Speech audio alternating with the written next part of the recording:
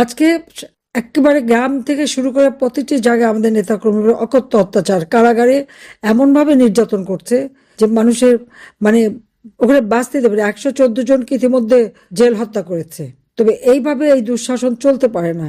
আমরা অনেক দেখেছি, সেই 71-এ পাকিস্তানি হানাদার বাহিনীর নির্যাতন, 75-এ জাতির জনক বঙ্গবন্ধু শেখ মুজিবকে নির্মমভাবে হত্যা, একেবারে পরিবার সহ, এবং এই আর আওয়ামী লীগের অগণিত নেতা কর্মীর উপর জুলুম অত্যাচার। কিন্তু তারপর আওয়ামী লীগ নিঃশেষ হয়ে যায়নি, আওয়ামী লীগ নিঃশেষ হয়ে যায় না। আওয়ামী লীগকে তারা নিষিদ্ধ করে, আওয়ামী লীগ নিষিদ্ধ হয় না, কারণ আওয়ামী লীগ জনগণের সংগঠন, কারো পকেট থেকে বের হয় নাই। অবৈধভাবে ক্ষমতা দখলকারীর হাতে গড়া সংগঠন আওয়ামী লীগ নয়। আওয়ামী লীগ জনগণ দ্বারা সংগঠিত সংগঠন।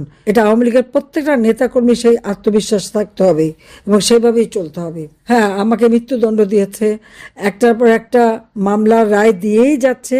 10 কাঠা জমি কিনলাম কেন, সেই অপরাধে তিনটা মামলা, 21 বছর সাজা।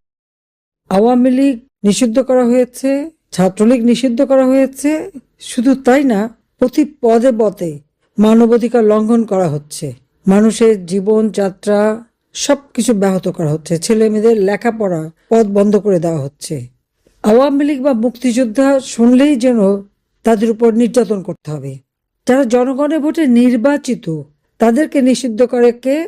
মেটিকুলাস ডিজাইনের মাধ্যমে চক্রান্ত করে মাস্টার মাইন্ড দ্বারা আন্দোলন গড়ে তুলে শেখ হাসিনাকে ক্ষমতাচ্যুত করে ক্ষমতা দখল করেছে।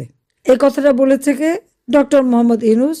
সেই আমেরিকায় বিল ক্লিন্টন ফাউন্ডেশনে বক্তৃতা দিতে যেয়ে তিনি দাঁড়িয়ে সেই কথাটা বলে, অর্থাৎ সে যেটা চক্রান্ত করে নির্বাচিত জনপ্রতিনিধিত্ব সরকারকে উৎখাত করে নিজে ক্ষমতা দখল করেছে, সেটা বলে আবার হাতে তালি দেয়। কত বড় নির্লজ্জ বেহায়া হলে এই দখল করতে পেরেছে এই কথাটা বলতে পারে, সেটা একবার চিন্তা করে দেখেন। এর মাঝে যদি একটু মনুষ্যত্ব বোধ থাকতো, একটু লজ্জা শরম থাকতো, তাহলে বোধহয় এভাবে বলতে পারতো না। রীতিমতো ডাকাতি করে ক্ষমতা দখল করেছে। এবং সে এটাও বলেছে যে এই আন্দোলনে কোনো নেতৃত্ব ছিল না, কোনো ছাত্র জনতা ছিল না, এটা তার মেটিকুলাস ডিজাইনের মাধ্যমে মাস্টার মাইন্ড দ্বারা এই আন্দোলন সংগঠিত করা। অর্থাৎ এটাই দাঁড়ায় সে দীর্ঘদিন ধরে চেষ্টা করেছে ক্ষমতা দখল করতে, বারবার ফেল করেছে, ব্যর্থ হয়েছে। জুলাই আন্দোলন যে কোটা ছিলই না, সেই কোটা আন্দোলনের নামে যে আন্দোলন গড়ে ওঠে, ছাত্র সমাজের সব দাবি মানার পরেও যেই সব মানা হলো, এই দিল 1 দফা, তারপর দিল 9 দফা। এবং দেখা গেল সেই 16ই জুলাই প্রথম হত্যাকাণ্ড ঘটায় আমাদের ছাত্রলীগের উপর। সজীব নামে ছাত্রলীগের এক ছেলে, তাকে নির্মমভাবে হত্যা করেছিল সেই ঢাকা কলেজের সামনে মিরপুর রোডে। এ কথাটা সকলে মনে রাখা উচিত যে সেই হত্যাকাণ্ড থেকেই কিন্তু একটার পর একটা হত্যা। কিন্তু দুর্ভাগ্যের বিষয়, এই যে ছাত্রলীগের ছেলেটাকে যারা আন্দোলনকারীরা যে নির্মমভাবে রাস্তায় ফেলে হত্যা করলো, এটা নিয়ে কিন্তু কারো কোনো কথা নেই। কিন্তু সব দোষ আওয়ামী লীগের। পুলিশ হত্যা, আওয়ামী লীগ নেতাকর্মী হত্যা, সেই জুয়েল নামে আমাদের গাজীপুরের যুবলীগের ছেলে পা বেঁধে ঝুলে গাছের সাথে হত্যা করলো। এরপর আবু সাইদের মৃত্যু রহস্যজনক। পুলিশ তো টিয়ার গ্যাস ব্যবহার করেছে, বুলেট ব্যবহার করেনি। তাহলে সে মারা গেল কিভাবে?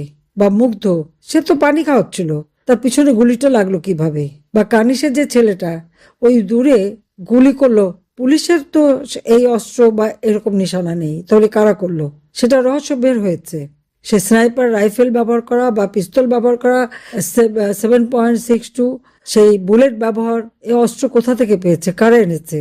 আমি যদি প্রশ্ন করি ডক্টর মোহাম্মদ ইউনূসকে, যেগুলি সেই এনেছে। এবং এই হত্যাকাণ্ড এবং রক্ত ঝরিয়ে থানা পুলিশ সবকিছু আগুন দিয়ে জ্বালিয়ে পুড়িয়ে, সমস্ত প্রতিষ্ঠান জ্বালিয়ে পুড়িয়ে, তারপরে তার ক্ষমতা দখল। লাশ ফেলো, সরকার পড়ে যাবে। লাশ ফেলে সরকার থাকতে চায় না, সেটাই বাস্তবতা। আজকে একেবারে গ্রাম থেকে শুরু করে প্রতিটি জায়গায় আমাদের নেতাকর্মীরা অকথ্য অত্যাচার, কারাগারে এমনভাবে নির্যাতন করছে যে মানুষের ওখানে বাঁচতে দেবে না। 114 জনকে ইতিমধ্যে জেল হত্যা করেছে। তবে এইভাবে এই দুঃশাসন চলতে পারে না। আমরা অনেক দেখেছি, সেই 71-এ পাকিস্তানি হানাদার বাহিনীর নির্যাতন, 75-এ জাতির জনক বঙ্গবন্ধু শেখ মুজিবকে নির্মমভাবে হত্যা, একেবারে পরিবার সহ, এবং আর আওয়ামী লীগের অগণিত নেতা কর্মীর উপর জুলুম অত্যাচার। কিন্তু তারপর আওয়ামী লীগ নিঃশেষ হয়ে যায়নি, আওয়ামী লীগ নিঃশেষ হয়ে যায় না। আওয়ামী লীগকে তারা নিষিদ্ধ করে, আওয়ামী লীগ নিষিদ্ধ হয় না, কারণ আওয়ামী লীগ জনগণের সংগঠন, কারো পকেট থেকে বের হয় নাই। অবৈধভাবে ক্ষমতা দখলকারীর হাতে গড়া সংগঠন আওয়ামী লীগ নয়। আওয়ামী লীগ জনগণ দ্বারা সংগঠিত সংগঠন। এটা আওয়ামী লীগের প্রত্যেকটা নেতাকর্মী সেই আত্মবিশ্বাস থাকতে হবে এবং সেভাবেই চলতে হবে। হ্যাঁ, আমাকে মৃত্যুদণ্ড দিয়েছে, একটার পর একটা মামলার রায় দিয়েই যাচ্ছে। 10 কাঠা জমি কিনলাম কেন, সেই অপরাধে তিনটা মামলা, 21 বছর সাজা। আমি আমার ছেলে জয়, পুতুল, রেহানা, আমাদের সবাইকে শাস্তি দিয়েছে। এমনকি টিউলিপ, সে তো জমিও নেয়নি, সে ব্রিটিশ পার্লামেন্টে মন্ত্রী এবং এমপি ছিল। সে এমপি আছে, মন্ত্রী ছিল। এই ইনুসের এই নানা ধরনের কথা সে নিজেই টিউলিপের নাম নিয়ে বলছে। সে পদত্যাগ করে ব্রিটিশ গভর্নমেন্টকে বলছে আমার বিরুদ্ধে তদন্ত করেন। কিছুই তো পায়নি, কিন্তু এখনো সেই মিথ্যা বয়ান দিয়েই যাচ্ছে। এখানে একটা প্রশ্ন, এত অর্থ সে কোথা থেকে পেল? 6,000 টাকা বেতনের গ্রামীণ ব্যাংকের একটা এমডির কাছে হাজার হাজার কোটি টাকা কোথা থেকে আসে? লবিস ফার্ম রাখা, সমস্ত মিডিয়াগুলি ক্রয় করা, ভাড়া করে নানা ধরনের আমাদের বিরুদ্ধে অপপ্রচার চালানো, এত টাকা সে কোত্থেকে পাচ্ছে? সেটাই তো প্রশ্ন। একটা মানুষের ক্ষমতার লোভের আগুনে সারা বাংলাদেশ জ্বলে পুড়ে ছারখার। আজকে যদি বুঝতাম যে না, দেশের মানুষকে আমরা যে উন্নতিটা করেছিলাম সেই উন্নয়নটা রয়ে গেছে বা তাকে ভিত্তি করে তারা এগিয়ে যাচ্ছে, তা তো করেনি। সব ধ্বংস করে দিয়েছে, দারিদ্রের হার বাড়িয়েছে, মানুষের আয় রোজগার কমিয়ে দিয়েছে। গ্রাম পর্যায় পর্যন্ত আমরা তো প্রত্যেকটা গ্রামকে শহরে উন্নীত করেছি। প্রতিটি ঘরে ঘরে আমরা বিদ্যুৎ দিয়েছি, রাস্তাঘাট, পুল, ব্রিজ আমরা উন্নত করেছি। প্রতিটি নদীর উপর ব্রিজ করে আমরা যোগাযোগ ব্যবস্থা উন্নতি করে দিয়েছি। বিমান ক্রয় করে আমরা আন্তর্জাতিক মানের আমাদের বিমানকে উন্নত করেছি। আমাদের সেনাবাহিনী, নৌবাহিনী, বিমান বাহিনী, বিজিবি, আনসার বিজিবি থেকে শুরু করে পুলিশ বাহিনী, প্রত্যেকটা বাহিনীর উন্নতি আমরা করেছি। আমাদের সরকারি কর্মকর্তা কর্মচারী কর্মক্ষেত্রে তাদের সুযোগ সুবিধা বৃদ্ধি করে তারা যাতে আমাদের উন্নয়নের কাজ ভালোভাবে করতে পারে সেই ব্যবস্থা করে দিয়েছে। কাকে বঞ্চিত করেছি? কাউকে তো বঞ্চিত করিনি। প্রত্যেকটা ছেলে মেয়ে যেন স্কুলে যেতে পারে, পড়তে পারে, বৃত্তি উপবৃত্তি দিয়ে, বিনামূল্যে বই দিয়ে, এমনকি উচ্চ শিক্ষার ব্যবস্থা পর্যন্ত আমরা করে দিয়েছি। একটি দেশকে উন্নত করতে হলে একটি জাতিকে উন্নত করতে হয়। দারিদ্র্য বিমোচনের থেকে শুরু করে মানুষের জীবন মান আমরা উন্নত করে দিয়েছি। জঙ্গি দমন করে মানুষের জীবনের নিরাপত্তা নিশ্চিত করেছিলাম। আর ডক্টর মোহাম্মদ ইউনূস এই জঙ্গিদের উপর নির্ভর করে তাদের সাথে নিয়ে ক্ষমতা দখল করে প্রত্যেকটা জেলখানা খালি করে সব জঙ্গিদের ছেড়ে দিয়েছে।